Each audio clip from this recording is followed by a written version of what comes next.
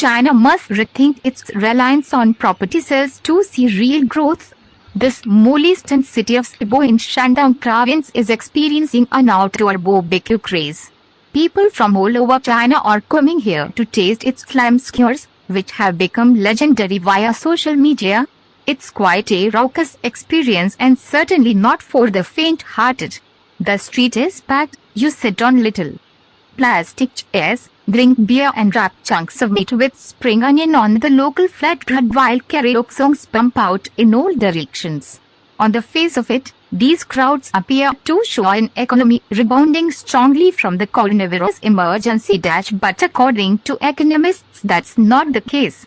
Rather, they say, this is an example of people choosing a cheap, tasty option at a time of great pressure on household incomes. A man sitting with his shirt off tells us this is the perfect spot to enjoy a hot summer night with his family, and that this type of fun has a price tag to match the moment. This place is great for ordinary people, he says. Recently, it's been hard to make money but still easy to spend it. After 3 years of COVID, the economy is only slowly recovering. University graduates are being hit especially hard by China's economic doldrums, with youth unemployment hovering at or above 8%.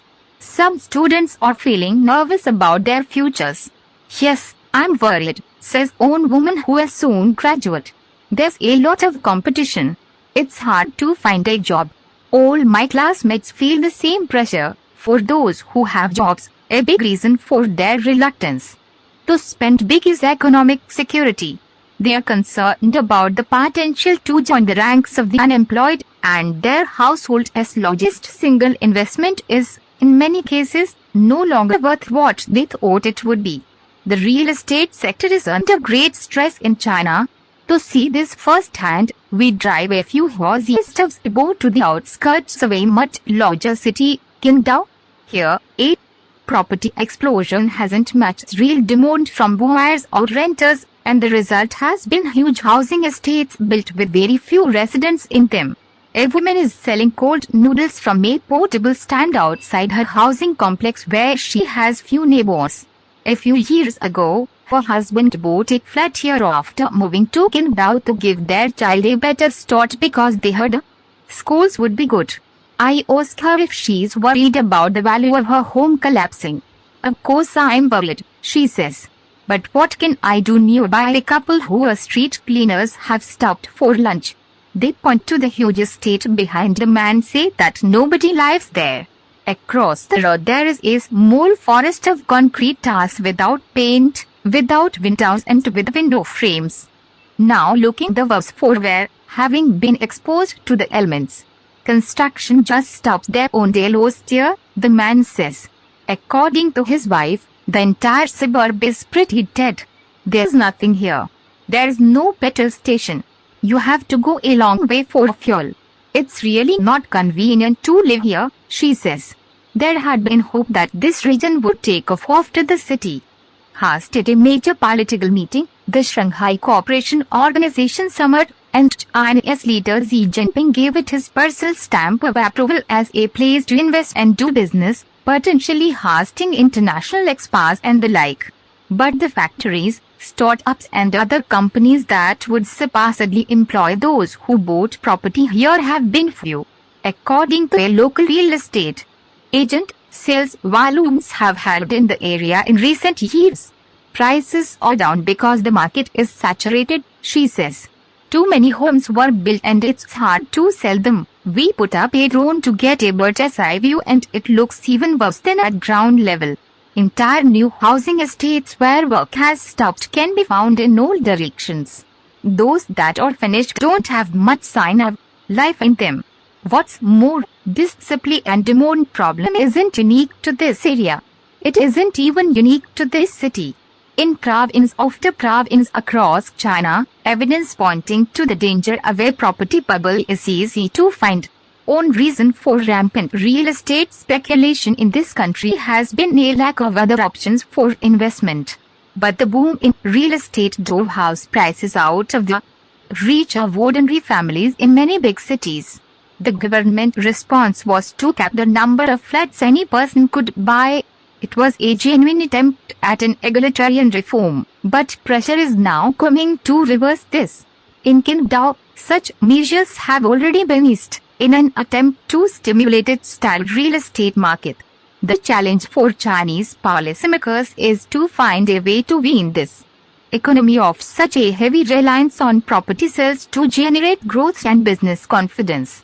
Economists like Harry Cruz from Moody's Analytics think China is facing significant problems. China's economy is in desperate need of rebalancing, he tells the BBC from Australia. It's had that massive period of growth over the last 2 or 3 decades from big infrastructure building. From a massive uptick in the property market that is actually not a sustainable growth driver going forward. Look around the world, developed economies need households as a key driver of economic growth, and that is just not what China has at the moment. The Chinese government is considering ways to promote more spending by individuals and by businesses, from interest rate cuts to cash handouts. But the problem is sentiment. People will feel more secure when there are more jobs. Businesses need to invest to create more jobs, but they are reluctant to do so while customers are so insecure. As Harry Cruz puts it, it's sort of like the chicken and the egg.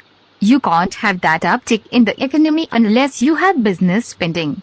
They are not spending until they see that uptick.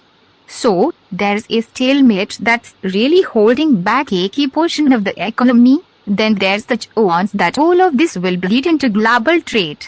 China is big. What happens to the world's second largest economy turns ripples into waves. Reduced manufacturing here off the back of weak international demand has resulted in fewer exports, fewer Chinese-made goods available worldwide, and less business activity in Asia's megafactory. Then the subsequent slower consumption in China means fewer inputs of other countries' products. The headache for the Chinese government is that it may have to choose whether to go for a short-term stimulus fix, which would delay the rebalancing it will eventually need to face, or whether to absorb more immediate pain and bring on the long-term solution more quickly. Naturally, there are almost certainly those in Beijing's upper echelons of power considering some sort of middle path, starting with a milder boost to stabilize the economy, then considering the larger problems at hand. Because they know that, once negative sentiment sets in, it can be hard to turn around. Yet if you want to feel optimistic about Qingdao and about life, you go to the beach. Tourism along its famous coastline does seem to be picking up.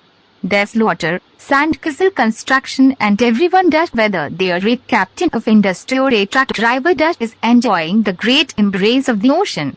Whether it matches reality or not, here you almost can't help but feel that, despite everything, the future still has good things in store.